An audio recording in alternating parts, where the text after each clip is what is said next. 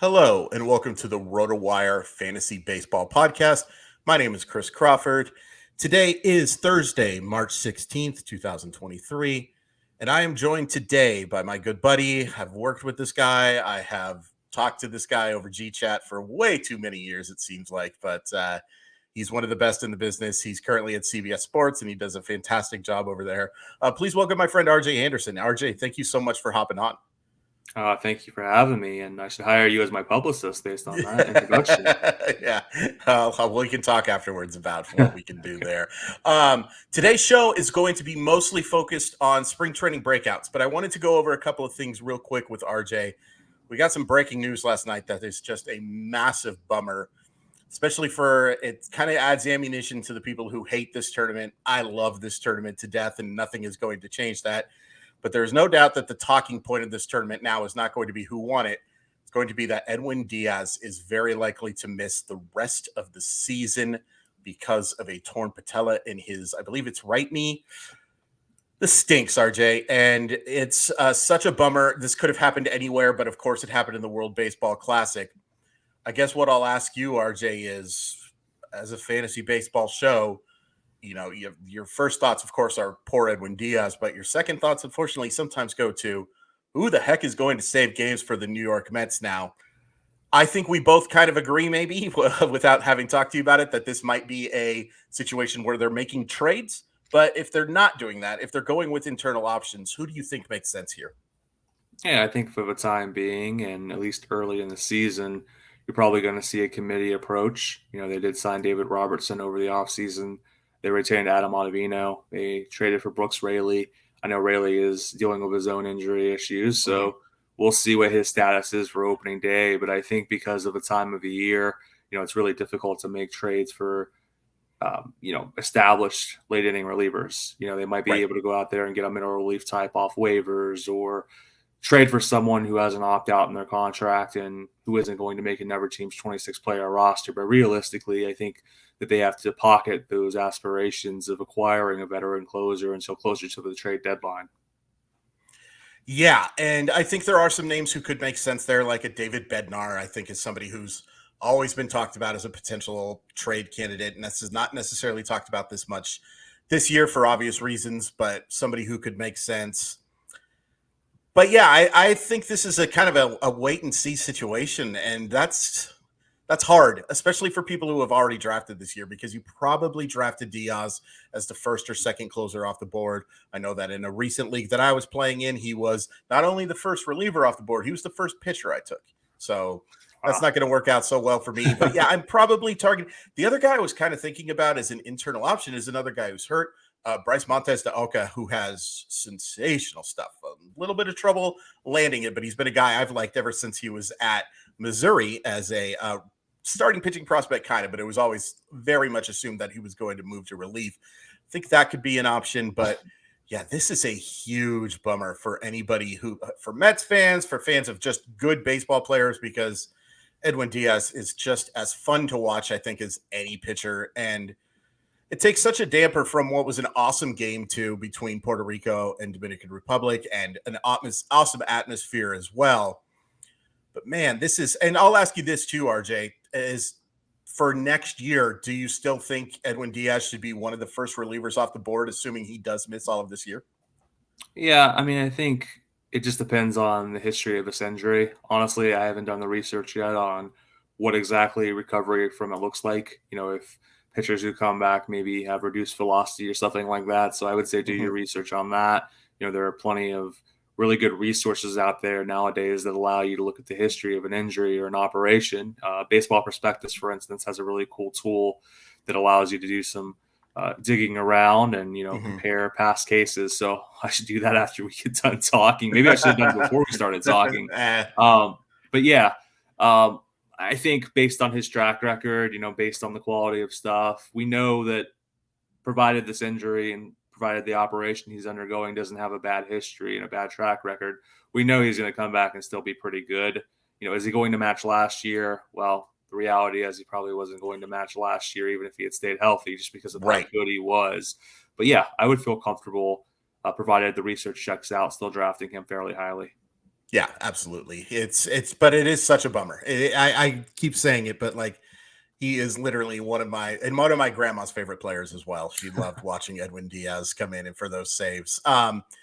Another injury that I wanted to talk to you about briefly that doesn't really have an effect for 2023. I'm sure some people may have drafted him in the very late rounds in some mixed leagues, but Cade Cavalli is considered by a lot of people to be one of the better pitching prospects in for the national system, certainly, and by some one of the better prospects in baseball. But unfortunately, going to undergo Tommy John reconstructive surgery. This is a player I'm having real trouble with as a prospect guy as himself, who has, covered prospects for a little bit. I'm kind of out a little bit on Cade Cavalli now. Where do you kind of sit with him in his future prospectus?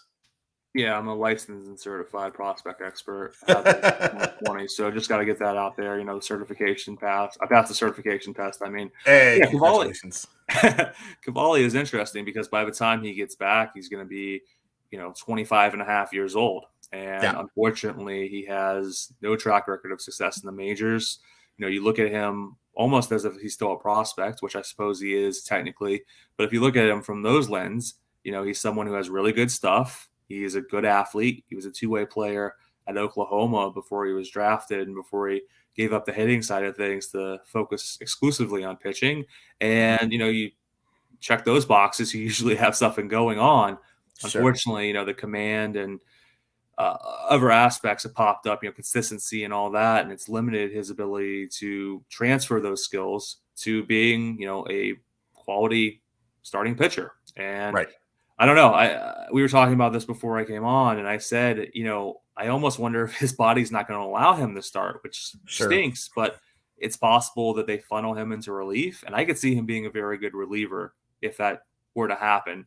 Unfortunately, if you're drafting next year, right, I don't know if you can do more than, a late round flyer if you're in a really deep league with, keeper options and all that stuff. I mean, you're the fantasy expert here. I know you passed your certification test for that, so I'll defer in that realm. But that's kind of how I envision him, as someone you probably just wait and see, let him prove that he can come back, let him prove that either he can, take a rotation spot or, slot into the bullpen and throw strikes more consistently. At that point, then I think you start valuing him more in fantasy leagues. Yeah, I would totally agree with that. And, it's such a bummer too, because when he's at his best, he shows 2++ pitches and sometimes the ability to throw them for strikes. But that's my biggest concern with Cavalli going forward, is the fact that he had well below average command and now is going to miss a year. There's a history of a track record of guys who can't throw strikes who come back a year later. It doesn't usually get better, and oftentimes it does get worse. So kind of out on Cavalli, unfortunately, as a starting pitching prospect. I think the relief thing is a really good call because, at 6'4", 232, I think he does have at least the build to handle the modern rigors of the bullpen, more so than necessarily what he would be as a handle the modern rigors of the bullpen better than he would like pitching every fifth or sixth day as a starter.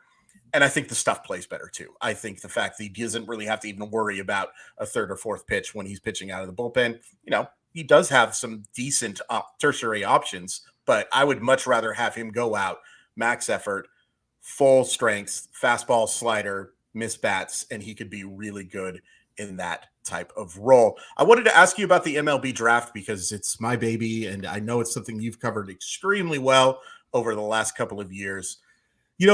A lot of people are playing in dynasty leagues and redraft or not redraft leagues and keeper leagues where they really have to focus on this 2023 draft class because it's really their only way to be adding players is not through a redraft league, but rather through the MLB draft. I think this is a pretty strong group, especially from fantasy perspective. I just wanted you to highlight like 2 or 3 guys that you think could have a chance to be fantasy relevant that come out of this class. Yeah, so I think we start at the very top of the class with Dylan Cruz. I know he's my number 1 player. I believe he's your number 1 player as well at this point in time. So. Yeah. I had a veteran scout tell me this spring that he thought that Cruz was the most obvious number 1 pick entering a draft cycle since Bryce Harper. And, you can disagree with that assessment. There have been some pretty good prospects the last, decade, but, that's high praise. And that's not from someone who's prone to overstatement. So I take that very seriously. And, why wouldn't you want Dylan Cruz at number 1 if you're the Pirates? He's got a chance to be a really good hitter. He's polished. He might be able to play center field to begin his big league career. It's a heck of a package. And so I think he's the most obvious fantasy relevant prospect in this draft. Another guy I really liked who I thought might work his way into consideration for the number 1 pick based on potential financial aspects. And, if the Pirates want to go to the portfolio approach they've used in the past, would be Wyatt Langford. He's unfortunately out right now with a lower body injury. He's an outfielder for the University of Florida, so another SEC outfielder, really good hitter, has about a coin flip's chance of playing center field in the big leagues.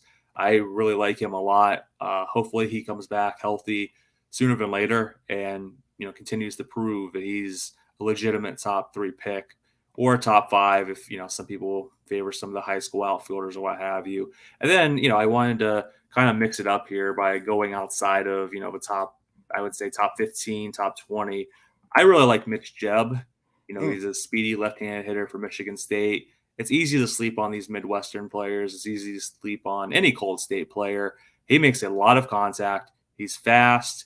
It wouldn't surprise me if someone drafts him in the first round and sees him as their version of Stephen Kwan, the brilliant Guardians rookie outfielder, because of the contact, because of the speed, because of the potential of the glove. I just think he's really interesting. And I've kind of jokingly told some people, like, watch the Milwaukee Brewers. If he's on the board when they pick, they're taking him because that just seems to fit their style. But I think he's got a chance to contribute batting average. He's got a chance to steal bases. He's got a chance to score a lot of runs at the top of a lineup. And I really like him as kind of an under the radar choice who still might go in the first round. Yeah, that's a great call. And again, those are guys you should be focusing on. Another guy I kind of wanted to profile real quick was Enrique Bradfield Jr. of Vanderbilt, just because dude can fly and a very good defensive player. So I can see him moving quickly. I have some questions about the offensive upside, but if you're looking for that stolen base guy, it's not hard for me to imagine Enrique Bradfield being a high stolen base player at the professional level. Real quickly, the pitchers, is there any I think it's a better class than we had last year, which is not saying a whole heck of a lot. But any of those pitchers that you're really focusing on that you think could be in the mix if you're in a dynasty league to be one of those top arms off the board? Yeah, I think Hurston Waldrep is the guy I was higher on than most publications. I just really believe in the stuff. And, he transferred from a smaller school to University of Florida. So he's teammates with Langford. In case you couldn't tell, Florida has some good players. Florida has a good program. Not just saying that because of the Tom Petty tree either. They're legit. But, he has swing and miss stuff. I mean, if you've seen him at all, I mean, he's nasty. I know Chase Dollander is probably going to be the first arm off the board, but for my money, Waldrep is probably going to be the second, assuming he stays healthy and continues to perform like I expect him to perform. So I think in terms of strikeouts and just being a good pitcher, he's a pretty favorable case to be the number 2 pitcher off the board. And then real quick before we get into the second half of the show, Paul Skeens, I know we talked about him briefly, like on a Google chat not too long ago. Has your opinion of him changed at all, or is he still somebody that you're a little more hesitant on? I want to see it in SEC play before I completely say I was wrong. But, hat tip to him. He's been incredible to start the season, and he's making me look pretty stupid. I mean, to be fair, I still had him, 18th? Yeah, 16th, it's not like you were way off on him or anything like that. Yeah, and I said Wes Johnson is his pitching coach. Wes Johnson's really good. We know him from his college days. We know him from his time with the Minnesota Twins.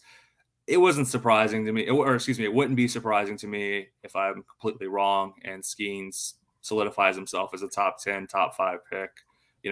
My reservations about him, just to recap them really quickly, were that, I had analysts and scouts point out that his fastball axis wasn't very favorable, and they didn't think he was going to miss bats against SEC quality competition because, he kind of struggled at times to miss bats against players he was facing at Air Force, which, it's not the same. Yeah, it's not the same quality of competition. So nothing against Skeens. He's a really interesting story, a really big guy. I mean, if you think of Jameson Tyone, that's basically what he looks like physically to me. And hey, credit to him if he's made the necessary adjustments. That's a point in his favor so far as I'm concerned. And not the first time I'm wrong, won't be the last time I'm wrong. I'm wrong all the time. And that's that's just the reality of the game, especially with the draft. I mean, gosh, it's such a it's such a lottery, basically. It really is. And I don't like the term crapshoot, but at the same time, if you use a different variation of the word crapshoot, you're not wrong. There is an awful lot that can go right and wrong. And the reason I wanted to bring him up too is that, like, I think we sometimes have the danger of something we call stat scouting. And I'm not saying stats don't matter. It's just, look, let's see what happens when some of these guys face the upper echelon competition. And there is no better test for Skeens than the SEC. I know people sometimes get sick of hearing about them in other sports, but they're the best of the best. Let's just be honest here. They are the cream of the crop. There's a reason why so many of these players from that conference end up going in the first round. But yeah, at his size and with the fact that, with some obvious questions about fastball shape, which is going to matter, I do think he has a chance to be a very interesting starter. We're going to take a quick commercial break. And then when we come back, we're going to look at 5 hitters who have broken out over spring training, and whether RJ and I believe that there is a chance for this to be real. The fantasy baseball season is underway, and there's no better place to play than Underdog Fantasy, the easiest place to play fantasy baseball. Right now, Underdog has MLB best ball tournaments live, including the Dinger, which has $500,000 total dollars in prizes. In best ball, all you're doing is joining a contest, you draft your team, and that is it. There's no waivers, there's no trades, and there's no in-season management. Draft 20 rounds of players and get the best cumulative scores in your starting lineup.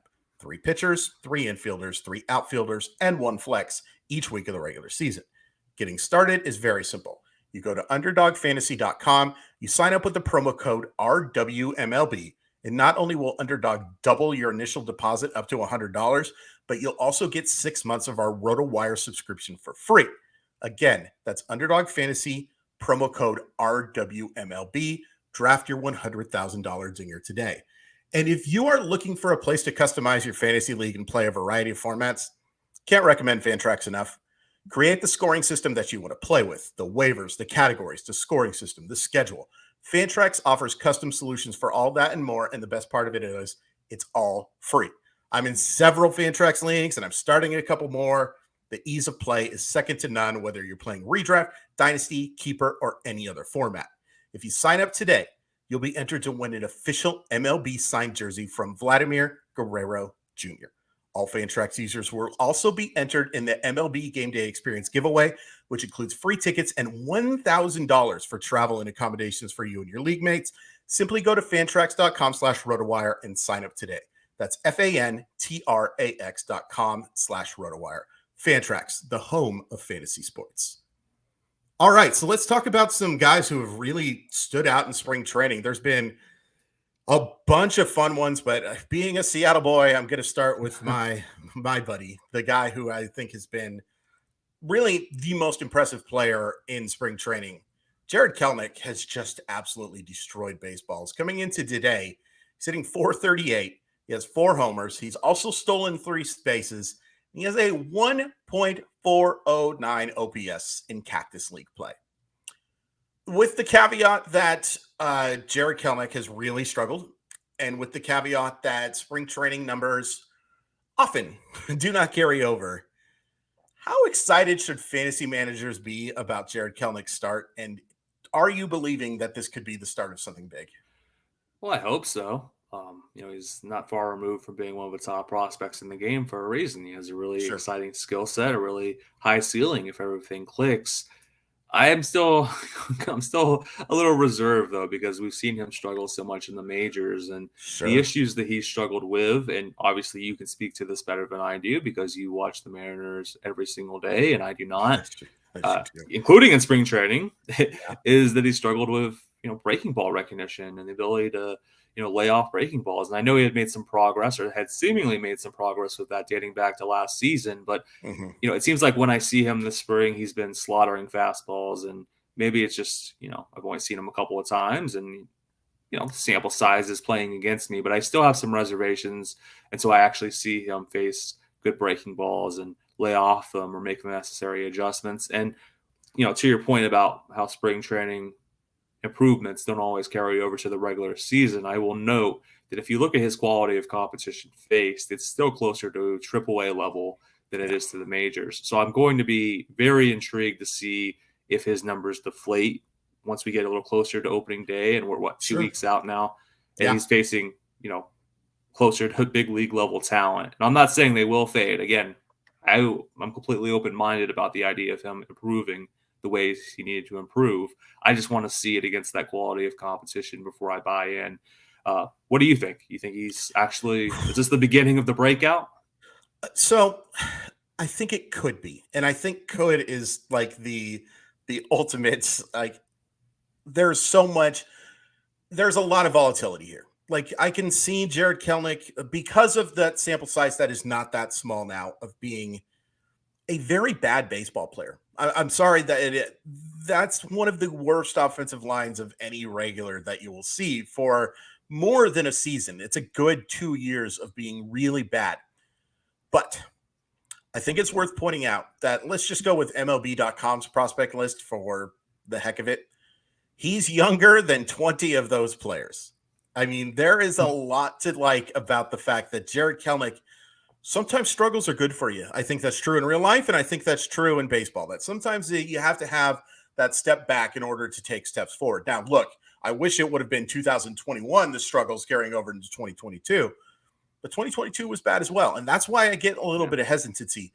But I see him repeating his swing so much more consistently in spring training than I did in the regular season, and I think that's big. I think the fact that he has, he's talked about having a different mental approach at the plate.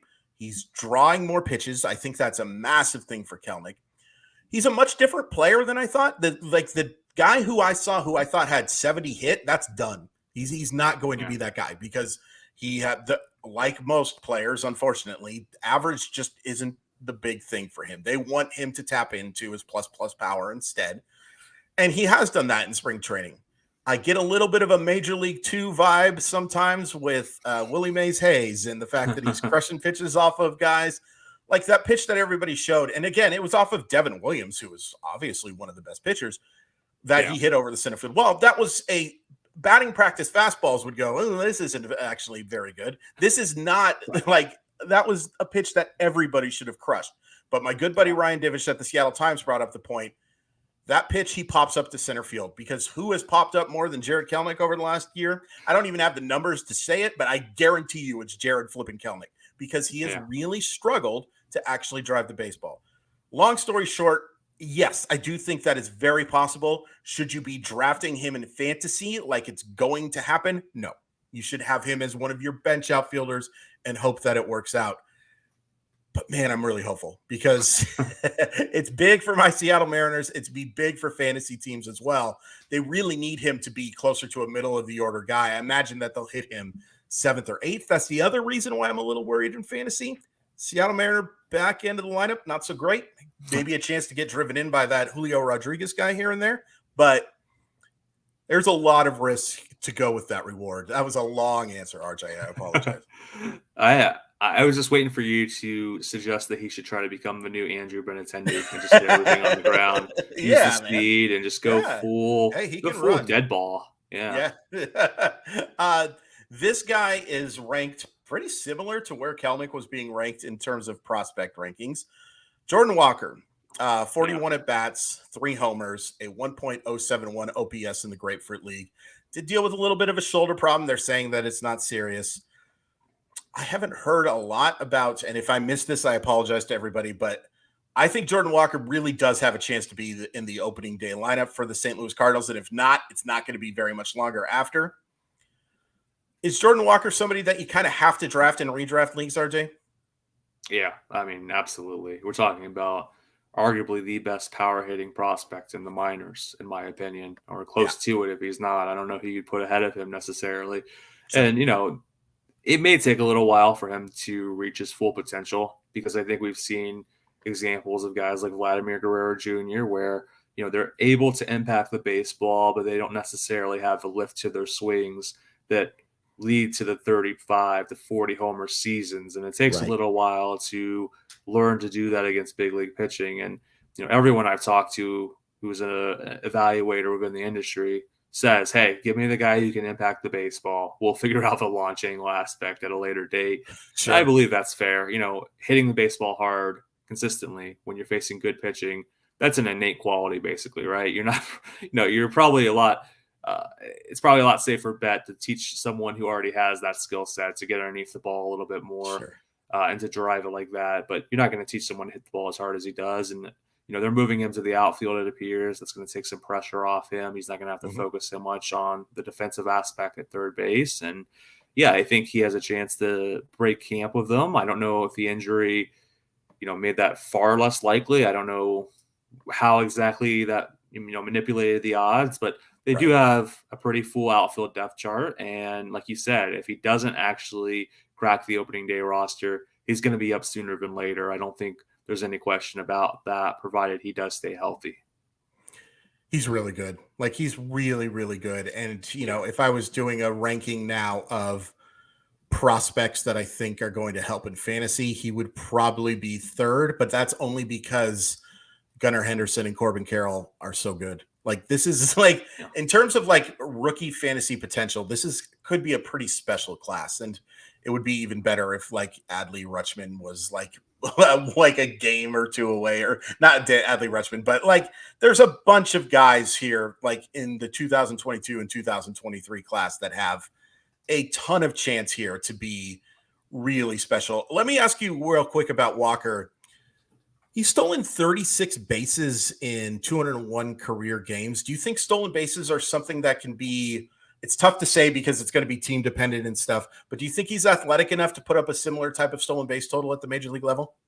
Well, I think that's inflated a little bit because I believe he played in the league where they don't allow pickoffs, right? Or not pickoffs. Like, they have the rules. Yes, the definite rule change stuff. So it is manipulated for 2021 typically. Yeah.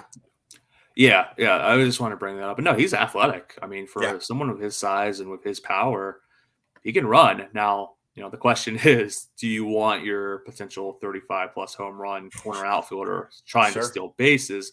And I think that's something that we really have to wait and see on, because conventional wisdom says no. Don't risk a hand injury or a finger injury to someone with this kind of offensive potency. But the game's going to change a little bit now, right? And we're going to see what the disengagement rule and what the tooth rollover rule means exactly. And you add in the larger bases, you add in this real desire by the league itself to slant back towards athleticism and excitement and all that good stuff. And who knows, maybe we're entering a new era of sluggers stealing bases, and maybe he has a chance to threaten a 30-30 season or something really special and absurd like that. I hope so, because I think that would be really fun. But my friend, the answer is just, it depends. And I know that's not a satisfying answer, but that's the reality. Absolutely. And that's the thing, is that we just kind of have to take a wait and see here. I think double-digit stolen base rates is certainly something that you can expect from Walker. I wouldn't put him in that 25 to 30 stolen base category just yet. But hey, we didn't think Julio Rodriguez was going to be running as often as he was, and now look at what he's done. There are exceptions to this rule, and I do think because of the changes to the rules that we're going to see more guys run. And so, like, Jordan Walker's 15 stolen bases may be equal to Jordan Walker 10 stolen bases now that we have more guys running. It's going to be just something that you have to be cognizant of. But long story short, Jordan Walker's offensive ability is palpable, and I really hope we get to see it as soon as possible. Yeah, the Cardinals do have some outfielder guys that are good. There's some solid players. But Jordan Walker in AAA is basically, assuming he's healthy, all that is just delaying the inevitable of him being a really, really good hitter. I want to talk about Alec Bohm, because I like to talk about Alec Bohm as often as I can. So Cade burst onto the scene during the 2020 season, had about as disappointing a 2021, as you could possibly have. And then 2022 was good, but not great, but then good, but not great again, but not great, but then good. It was basically as up and down as you can get. But he makes a lot of hard contact, and I have noticed, RJ, that he has 3 home runs already in the spring season. Can Alec Bohm be a producer of power in 2023? Man, we've been waiting on it, haven't we? And it kind of goes back to what we just said about Jordan Walker. You have someone here in Bohm who can clearly square the ball up and punish the ball. And that's sort of an innate thing. And the question is, like you said, can he make contact at a more optimal angle? And I would assume yes. I mean, Kevin Long has a history of getting more power production from players. Look back to Curtis Granderson and his work with him in New York and some of these other players he had there and in his various stops since. And he has excelled at helping them tap into that power, be it with Right. the net drill or whatever it's called. And, this ever philosophical, belief that he, imbues these hitters with. And so I'm still buying in on Alec Boehm having more to offer. Maybe I'm stupid for that. This is what, third year running, I think I've said that, but I just feel like he's more of an league average hitter. And I know his walk rate was pretty low last season. And granted, that doesn't really make a difference in most fantasy leagues, but I just feel like we haven't seen the best of him yet offensively. Now, defensively, that's a different question. Right. It's not so thrilling on the defensive end, at least if you're rooting for Boehm's team. But offensively, I really do think there still is some chicken left on the bone. Or the Yeah. Boehm, I suppose. Yay, there we go. I like that. Please run all puns by me before. But that is, I'm all in on Alec Boehm. I'm trying to get him as my corner infielder in every draft that I can have because look, man, this is a guy who at Wichita State, and I know that this sometimes can be a detriment for me that remembering them as a draft prospect showed massive power potential at Wichita State, showed some of it in the minors as well. Yeah. I just think at some point that's going to click, and my guess is it's going to click this year. And it's not so much based on the spring training stuff. It's just based on the talent that he has and how much hard contact and how good he is at scoring at the baseball. By the way, I find this to be a very interesting stat. I don't know if I've ever seen this these two numbers so close together. So Alec Boehm hit 13 home runs last year. He had 10 sacrifice flies, and that led all of baseball. I've never seen a sacrifice fly and home run total that close together. Now, 10 led baseball, so that's an awful lot. 13, obviously, a very low number. But I just think that's really interesting that somebody who was that low on the power statistic was somebody who was able to drive the ball enough to hit 10 sacrifice flies. Don't take that to mean anything for fantasy. It's just an interesting stat that I saw while looking him up. But yeah, I think the doubles are going to turn into homers. I don't know if we're talking about a 30 homer guy, but if you put some sort of weapon to my head and say, hey, is this guy going to hit 20 home runs next year? I absolutely believe Boehm will be that guy. And I'll always believe in his ability to hit for average because, again, he squares up the baseball so well. The 277 career average, which is marked down from just 2021 was so bad for this kid. And he probably should have been sent down sooner than he was. He ended up getting 115 games.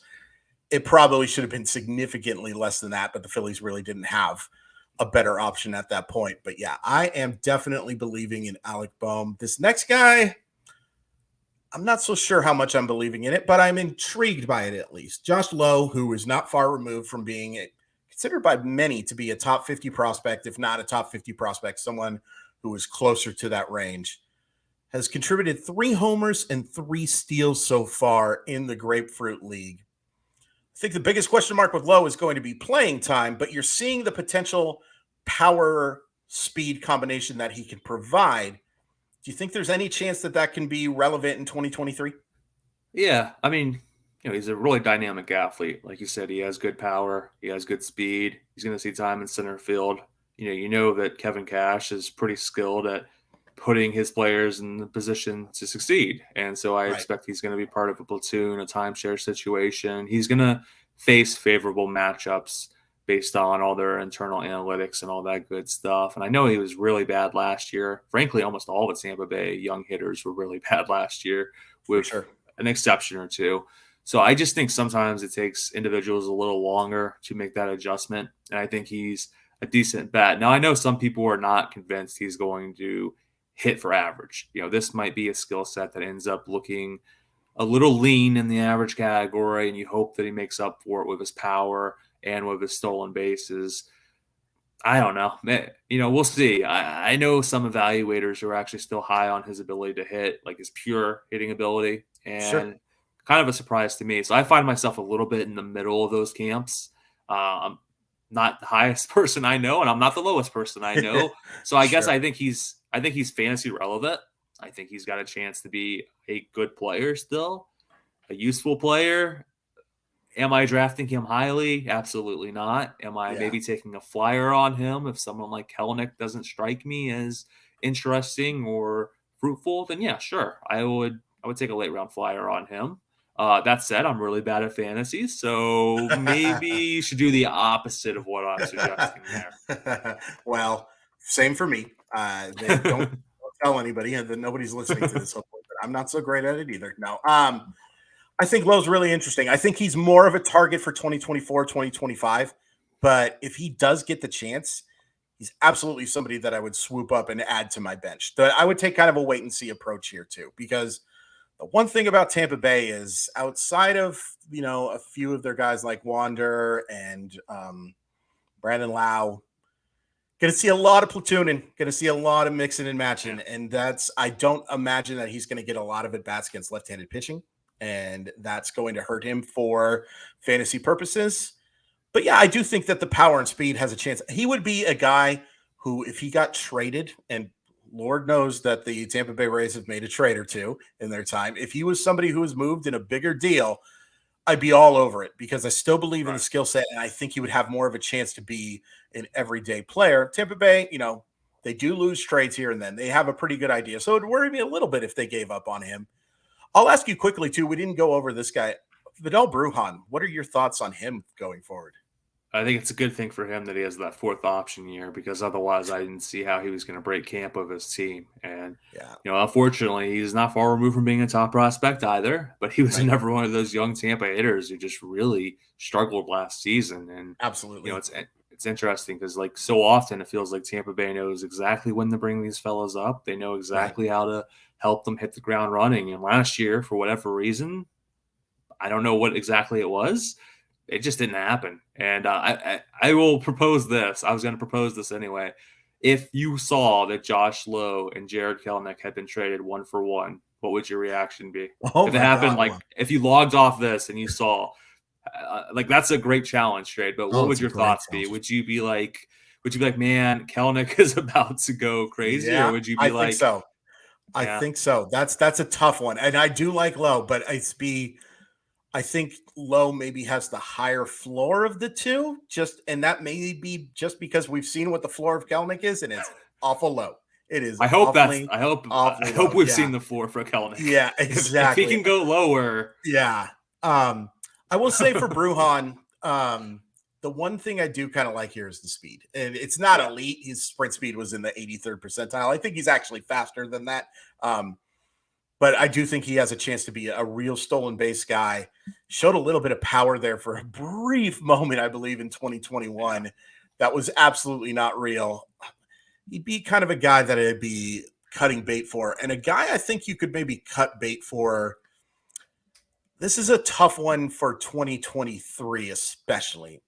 But I got to ask you about Christian Encarnacion-Strand, because holy crap. He's hitting 577, 556. It's that's how you know you're talking about spring training, when the on-base percentage is lower than the batting average. 577, 556, 1.192 with 4 homers in 12 games. Now, for those of you who are unfamiliar, Encarnacion-Strand was traded to Cincinnati from Minnesota in the Tyler Mahle trade. Probably wasn't the most talked about guy in that trade. I think that was more Spencer Steer, who is going to start, I believe, at third base for Cincinnati this year. Who knows? Sorry, Clay. Cincinnati's really, really bad. It's tough to keep track sometimes of the depth chart. Now, Encarnacion-Strand has already been reassigned to minor league camp, so there is basically no chance that he's going to open the major league year. Right. But I've been so impressed with what I have seen from him. And again, it's spring training. And again, it's not against the greatest competition. And none of this really counts. But you can't help but notice the eye test. And RJ, this guy offensively passes the eye test to me. Yeah, I mean, the power is legit. I mean, we're talking about top of the scale power or close to it. Now, and I realize I'm nitpicking someone who is hitting 500, and that's absurd to say. But I think the fact that the on-base percentage is a little lower than the average actually helps me introduce that one of his skill set flaws in the minors has been an unwillingness to draw walks. And because he strikes out a fair amount, I think he was around a quarter of the time in the minors last season or thereabout. It's just tough when all you do really is hit for power. Like you usually have to walk, or you usually have to hit for some kind of average. And I'm just kind of curious what exactly his skill set is going to look like with constant exposure against MLB pitching. And I'm also curious exactly how they fold him into the lineup, because Cincinnati added a lot of infield talent last year at the deadline. In the draft, they already had some interesting infielders like Ellie De La Cruz. I don't know quite who's going to be the odd individuals looking in and what they're going to do and when they're going to start trading from that depth. Right. But, you can make the case that he's only the second or third most interesting third base prospect in that system, which is kind of wild to say based on what we're saying about him. Sure. But, I guess I'm this, and that's not his fault, because he's going to be a big league player. He's going to find some team who will gladly employ him. I just have some concerns about the skill set, and I have other concerns about his pathway to a consistent big league job of Cincinnati. And until the former and or the latter are resolved, I feel like he probably cannot be someone you target this year unless he actually somehow finds his way into the majors and for sure he's getting consistent at bats. It's a tough one. And I will say, just pointing out the third base depth chart here, just looking at their top prospects, you've got Ellie De La Cruz, who's a shortstop, but I think ultimately probably makes a move to third base at some point. Noelvi Marte, who's played a lot of third base lately. They have Cam Collier. They have Spencer Steer. They also have Sal Stewart, who they took fairly highly, who's at third base. Like it's pretty crazy. And then that's not even including Edwin Arroyo and Matt McClain, who are awesome infield prospects as well. I think the good news here is kind of bad news for Encarnacion-Strand. I think he's a designated hitter. He's a well below average athlete, and he has certainly a strong enough arm to play third base, but I think he's either moving to first base, which Joey Votto's not moving off anytime soon, folks. I'm sorry. With that contract, Joey Votto's going to be playing every day at first base. But I think there is a path here, as if the Cincinnati Reds say, look, this guy, we could maybe have Votto play some designated hitter as well. And if you really want him, if you're like considering, and Cincinnati's not considering winning, but like making that development for the next year, Encarnacion-Strand, I think, makes a lot of sense. He would be someone I target in the late rounds because that power is legit. It could be plus. And he makes enough hard contact that I think he's going to hit for a decent average. He has a career 317 average in the minors. That's not sustainable. Not even close to sustainable. But I do think he could be like a 270, 275 hitter and, give you like a handful of stolen bases because he's a smart baseball player. I've talked to a lot of people about him, and they rave about his acumen. That's maybe one reason why he may have a chance at third base, because he's going to work hard. It's just very hard for me to imagine that he's going to be good enough third base to be better than Noelvi Marte or Spencer Steer or all of the names that we just named above. And again, I love Ellie De La Cruz, and I think it's smart to give him a chance to be a shortstop. I'll ask you this, RJ. Do you think Ellie De La Cruz has a chance to be a shortstop? In the sense that I think he's going to get playing time at shortstop, I think that's a given. I mean, hey, O'Neill Cruz is technically a shortstop still, right? And we know that that's true. We know that they may need to put up netting behind first base to ensure that the fans remain safe. But we'll see if maybe he works on his footwork and his internal clock, and hopefully he improves in that respect, because I love the idea of a 6'7" shortstop. I still think about the game I saw at Joel Guzman. There's a flash from the past, right? Joel Guzman plays shortstop, and it's like, here's this guy who could be, an NBA power forward, and he's out here at shortstop, and that's just really cool. I will add with Encarnacion-Strand, if you move him in DH or if you move him to first base, all of a sudden he's a right first baseman or DH with good power, admittedly, but I just feel like the replacement level is such that it makes it tough for me to really see him as like an asset. You know what I'm saying? Like he has to prove it to me. And if I miss on that skill set and that profile, so be it. I've missed before, I'll miss again. I mean, I thought Pete Alonso, do you remember all the hubbub over the Mets potentially manipulating Pete Alonso's service time the spring he came up? And I was like, why would you ever manipulate the service time of a right first baseman? Sure. And Pete Alonso has since made me look pretty stupid. So he's made a lot of people look stupid, man. He really has. But that's a great point about the profile. That is something that even if it's not the right thing, it's just about the fact that if you're at first base or if you're a designated hitter, and this is my concern with prospects like Tristan Casas and Kyle Manzardo, that they have to max out, and Matt Mervis, is they have to max out offensively to be relevant. There's no, he almost got to the hit tool that we were hoping, and he almost got to the power tool that we were hoping, but he's a good defensive player, or he plays a valuable position. That doesn't work at first base. You have to be a legitimate middle of the order type hitter at first base. Look at the number of players that first base is as deep as it's ever been in fantasy. I mean, you take a look and like guys like Josh Bell, who would be like 5th or 6th off the board some years, are going like 18th, 19th, because there are just so many quality players. And I'm sorry I interrupted you there, but that's my big thing with Encarnacion-Strand is, as a first baseman, and assuming he can't handle third, and it's not completely out of the question, but assuming he does have to change positions, that offense has to max out. Yeah, and where's Spencer Torkelson going in the draft this year? Like, late, very, very late. That's a good one. Yeah, are you in on Torkelson, or do you believe this is a unfortunate sign of things to come based on what we saw last year? I have to believe he's going to do better than he did last year. I know he even struggled in the minors, and that does concern me a little bit, but everything we knew about Torkelson prior to last year pointed to him being a good hitter and an intelligent hitter. And I know people have kind of went back post hoc and said, there was this in his data or this in his data, and we should have known he was going to Yeah, there's always, you're just looking for a pattern at that point. You're looking for confirmation bias. And hey, in some cases, it's completely valid. Talking about Joe Adell's end zone contact rate, completely valid. I can see how we all missed the boat on that.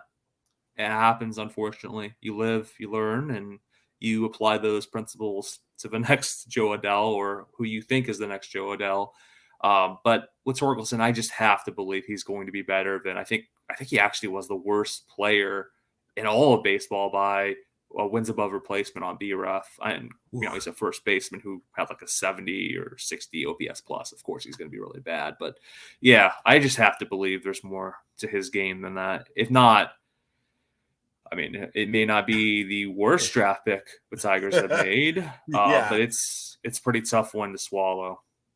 My reason for believing in Spencer Torkelson is throughout all of that where he just could not find hits to land, and he didn't deserve a ton of hits to land. His expected batting average was in like the 20th percentile, but the chase rate and the walk rate were still good. He still kept a pretty solid approach.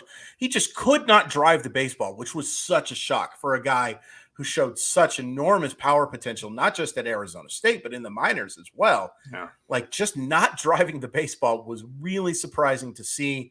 I've drafted him as a corner infielder in a few leagues too, where I've had Alec Boehm as my third baseman instead. Again, I am all aboard the Alec Boehm hype train, man. I really do believe in him. But yeah, I think Torkelson is going to be much, much better. I think Riley Green is going to be much, much better. I think the Tigers are going to be much, much better, in part because they cannot get much, much worse. That's going to do it for us. RJ, please promote all of the good stuff you're doing over at CBS, my friend. I would just say you're expecting a dead cat bounce out of the Detroit Tigers. Yeah. And now he's going to cut me off before I can do my promo. But no, just go to cbssports.com/MLB, not to read me. Although if you want to click my articles and scroll very slowly, by all means, but to read Dane Perry, who I think we're in agreement is arguably the best baseball writer. I always tell Dane, I'm looking forward to the day he gets laid off, because then he's going to go write a great American novel. I mean, he is an insane talent. I love Dane, and I hope he doesn't get laid off anytime soon. I'm just joking about that. Yeah, but, absolutely. Mike Ixiza, Matt Snyder. Yeah, it's a really small but really good group, in my opinion. And read them, because I think they make being a baseball fan and being a baseball writer all the more enjoyable and all the more interesting. Yeah, it's a great team over there, and you won't do it because I've known you for a very long time and you're way too humble, but you're a very big reason why that team is so good. We want to thank our sponsors, Underdog Fantasy and Fantrax again. You can follow me on Twitter at Crawford_MILB, and you can follow RJ at R_J_Anderson. That's a lot of underscores. So thanks again, and we will see you next time.